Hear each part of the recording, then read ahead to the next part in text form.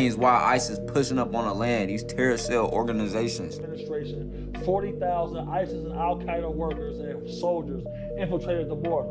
We just seen Afghani shoot National Guard. In Chicago, they found an apartment filled with C4 explosives, fire department uniforms, and police officer uniforms. This ain't. Oh wow, I didn't even know that. I gotta look that up. Go. About the guys hanging outside the Home Depot and the 7-Eleven. Our sovereignty is under attack because the Islamic State has been named as a terror organization. That's going to trigger attacks. In the Quran, it says, kill the non-believers. We have 40,000 Somalis who was using the unemployment system to send money back to Al-Shabaab, the same group. I'm just out there negotiating the freedom of children. That's what's going on in our country. So people talking about defund the police, and they talking about, oh, ISIS, all this. Man, bro, in our communities, you have terror cells operating, point blank, period. 40,000 Chinese nationals crossed the border. Then what do they find? They find a sim farm in New York where they had the infrastructure to take out 200 million phone lines. That's what's going on. Our national security has been... Oh. Yo, you know, we need to have more conversations. Like, this is really sound, man. Like, that's real conversation. Because you gotta realize, man, the hood don't really know. How many black people I know, man, that I talk to, they're so miseducated. And I feel like even now, young people, and I'm 47, shoot. I feel like even now, young cats that I meet that's 25, 30, like in that age, they're probably a lot more educated than some of the people my age. Some of them are a lot more educated. Like when I say educated, meaning they're aware of what's taking place around them. I think in the streets, don't let them be from the streets, a lot more aware of what's taking place around them when it comes to like whoever's down, apartments down, house down, the street, these Afghanis, you know, these Chinese cats, like they're a lot more aware for whatever reason. People in my age group, like they stupid. I think they may have just given up on life so much that they stick their head in the sand and then just go away. Like they kind of just feel they just gave up on life. I don't know why.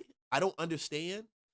Probably has been being defeated, being denied, being rejected, or not getting a husband that they want,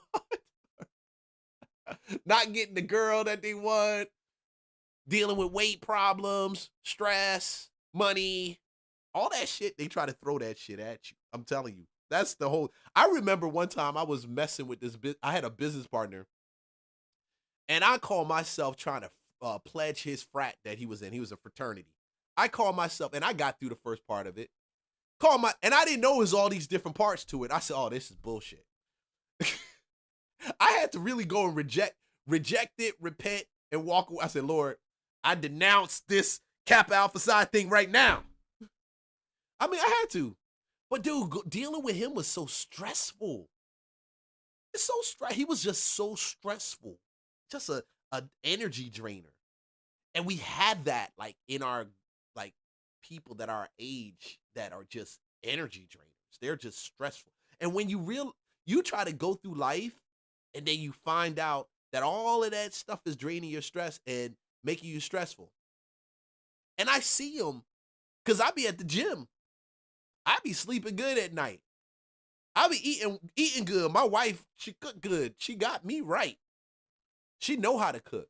I don't got to go to the store and get all these cheap foods and all this other processed stuff. I got a garden and I grow my stuff. But you sit back and I look at other guys my age, a lot of those other people, like they're conning women into believing that they're more than what they are, or they're dealing with so much stress and pressure because they don't know how to actually let it go, like how to let God be the Lord of your life, really. And it's not about being the best performing type of person and being the best person. And this is the deception, I think, that damages our core as a family, whether you black, whether you white, but you say you Christian. And you go into church and you love Jesus. I love your Jesus. And you lift your hands of praise and worship. And then you get back home and you still stressed. Never changing.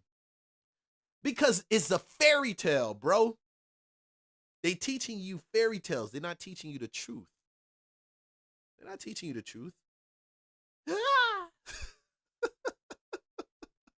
Yo, this is a great segment right here. Let me talk about that. Because I wasn't even planning on starting with this joint right here.